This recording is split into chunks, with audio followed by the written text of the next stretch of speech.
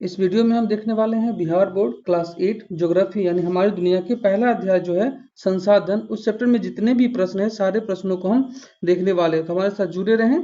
पहला जो प्रश्न है वो है संसाधन क्या है। पहला प्रश्न है संसाधन क्या है। अब इसको पहले ध्यान से समझिएगा।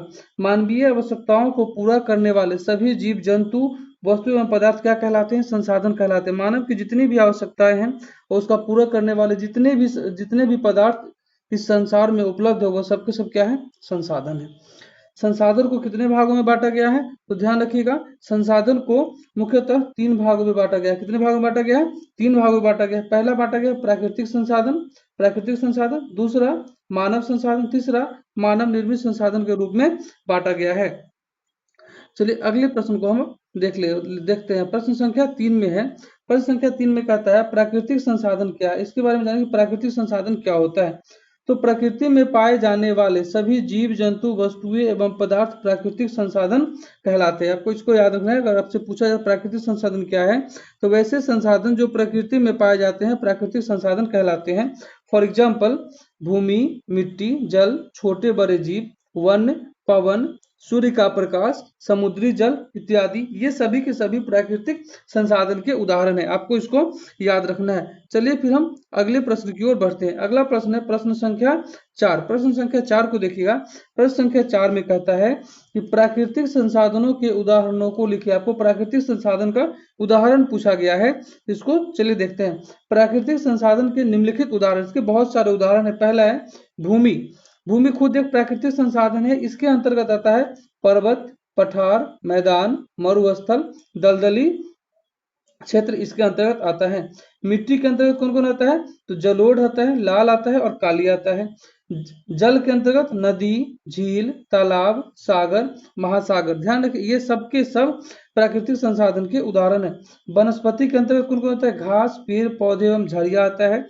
जैविक संसाधन के अंतर्गत सूक्ष्म जीवाणु से लेकर बड़े बड़े जीव जंतु शामिल होते हैं।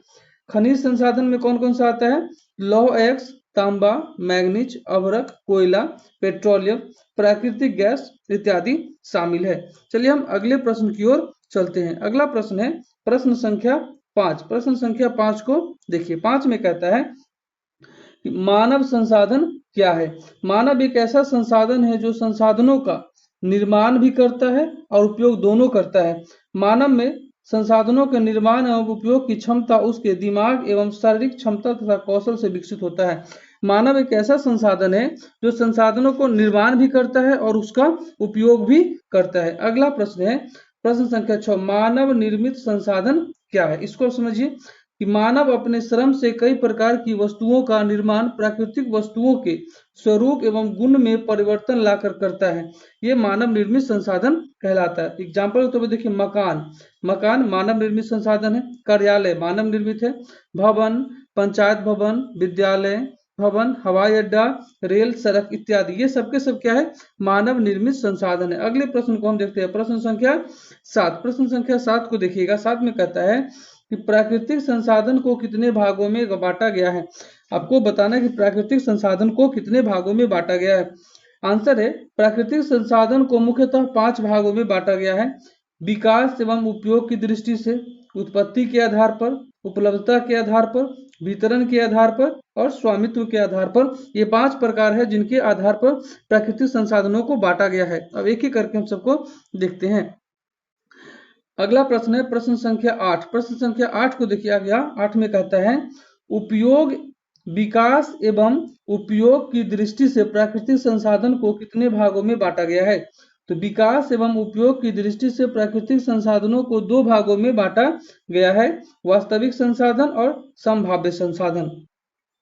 अगला प्रश्न है उत्पत्ति के आधार पर प्राकृतिक संसाधनों को कितने भागों में बांटा गया है। उत्पत्ति के आधार पर प्राकृतिक संसाधनों को 2 भागों में बांटा गया है, जैव संसाधन, अजैव संसाधन। ये हो गया। चलिए अगले प्रश्न को हम देखते हैं। अगला प्रश्न है प्रश्न संख्या 10। प्रश्न संख्या 10 को देखिएगा। 10 कहता है उपलब्धता के आधार पर प्राकृतिक संसाधनों को कितने भागों में बांटा गया है। आंसर है उपलब्धता के आधार पर प्राकृतिक संसाधनों को 2 भागों में बांटा गया है, नवीकरणीय संसाधन और नवीकरणीय संसाधन।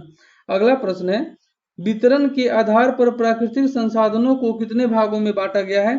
तो वितरण के आधार पर प्राकृतिक संसाधनों को 2 भागों में बांटा गया है। सर्वत्र उपलब्ध संसाधन, वैसा संसाधन जो सब जगह उपलब्ध हो, स्थानिक संसाधन जो कुछ स्थानों पर उपलब्ध होता है। अगले प्रश्न को हम देखते हैं। अगला प्रश्न है प्रश्न संख्या 12। प्रश्न संख्या 12 को देखिएगा। 12 में कहता है स्वामित्व के आधार पर प्राकृतिक संसाधनों को कितने भागों में बांटा गया है? तो स्वामित्व के आधार पर प्राकृतिक संसाधनों को 3 भागों में बांटा गया है। निजी संसाधन, राष्ट्रीय संसाधन, अंतरराष्ट्रीय संसाधन। अब समझिए कि वास्तविक संसाधन क्या होता है। वास्तविक संसाधन क्या होता है? वास्तविक संसाधन उन संसाधनों को कहा जाता है जिनकी कुल मात्रा ज्ञात होती है तथा इन संसाधनों का उपलब्ध तकनीकी की सहायता से वर्तमान समय में उपयोग किया जा रहा होता है। जैसे पश्चिम एशिया का पेट्रोलियम वास्तविक संसाधन का उदाहरण है। ऑस्ट्रेलिया का सोना वास्तविक संसाधन का उदाहरण है। झारखंड का अभ्रक वास्तविक संसाधन का उदाहरण है। मध्य प्रदेश का मैग्नीज वास्तविक संसाधन का उदाहरण है। एवं राजस्थान का तांबा, ये सब के सब वास्तविक संसाधन के उदाहरण है। तो इसको अच्छे से आप नोट कर लीजिएगा। अगले प्रश्न को देखते हैं। अगला प्रश्न है प्रश्न संख्या 14। प्रश्न संख्या 14 को देखिएगा। 14 में कहता है संभाव्य संसाधन क्या है? संभाव्य संसाधन क्या है? संभाव्य संसाधन उन संसाधनों को कहा जाता है जिनकी कुल मात्रा ज्ञात नहीं होती है तथा वर्तमान समय में इसका उपयोग भी नहीं किया जा रहा होता है। इन संसाधनों का उपयोग भविष्य में करने की संभावना होती है। जैसे केरल में मिलने वाला थोरियम संभाव्य संसाधन का उदाहरण है। लद्दाख में पाए जाने वाला यूरेनियम संभाव्य संसाधन का उदाहरण है। अगला प्रश्न है प्रश्न संख्या 15। नवीकरणीय संसाधन क्या है? नवीकरणीय संसाधन वैसे प्राकृतिक संसाधनों को कहा जाता है जिनकी पुनः पूर्ति प्राकृतिक रूप से होती रहती है, यह खत्म या समाप्त नहीं होते। जैसे सूर्य की किरणें, पवन इत्यादि, ये सब के सब नवीकरणीय संसाधन के उदाहरण हैं। अगले प्रश्न को देखते हैं। प्रश्न संख्या 16 को देखते हैं। 16 में है अनवीकरणीय संसाधन। अनवीकरणीय संसाधन क्या होता है? अनवीकरणीय संसाधन वैसे संसाधन है जिनके भंडार सीमित है तथा एक बार उपयोग में आने के बाद उनके पुनः पूर्ति में हजारों लाखों वर्ष लग जाते हैं।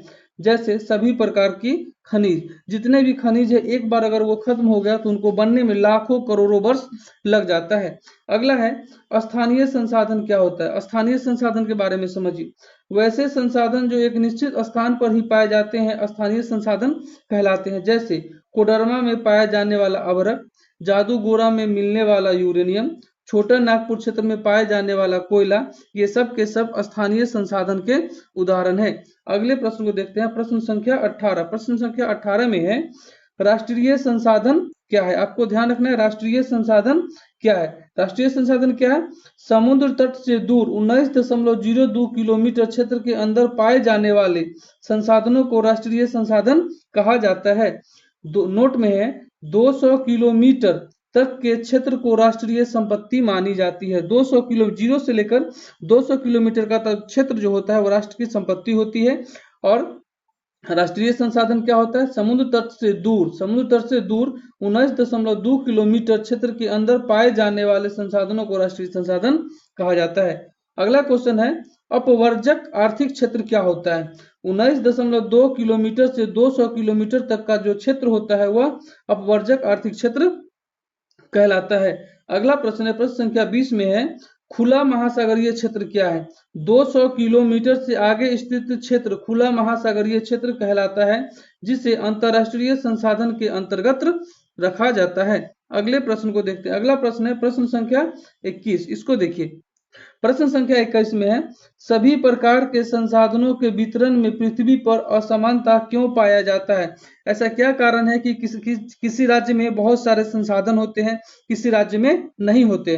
इसका मुख्य कारण अक्षांशीय विस्तार, समुद्र तट से दूरी, समुद्र तल से ऊंचाई एवं मरुस्थल है। इसका मुख्य कारण यही है। प्रश्न संख्या 22 में कहता है सूर्य किस संसाधन का उदाहरण है? तो यह प्राकृतिक संसाधन का उदाहरण है।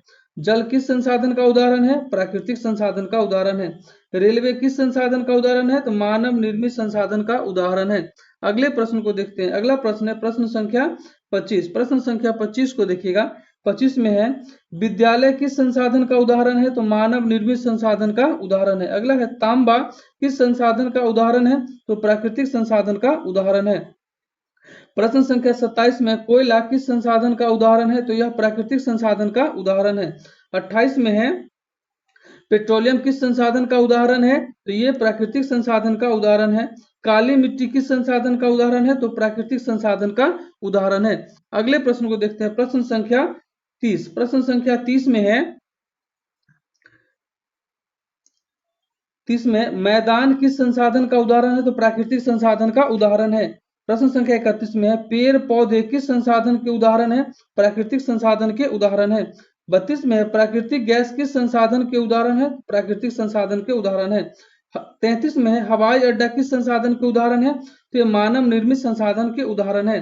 प्रश्न संख्या 34 में है घर किस संसाधन का उदाहरण है, तो मानव निर्मित संसाधन के उदाहरण है। अगले प्रश्न को देखते हैं, अगला प्रश्न है प्रश्न संख्या 35। प्रश्न संख्या 35 में है केरल में मिलने वाला थोरियम किस संसाधन का उदाहरण है, तो यह संभाव्य संसाधन का उदाहरण है। 36 में है लद्दाख में पाए जाने वाला यूरेनियम किस संसाधन का उदाहरण है, तो संभाव्य संसाधन का उदाहरण है।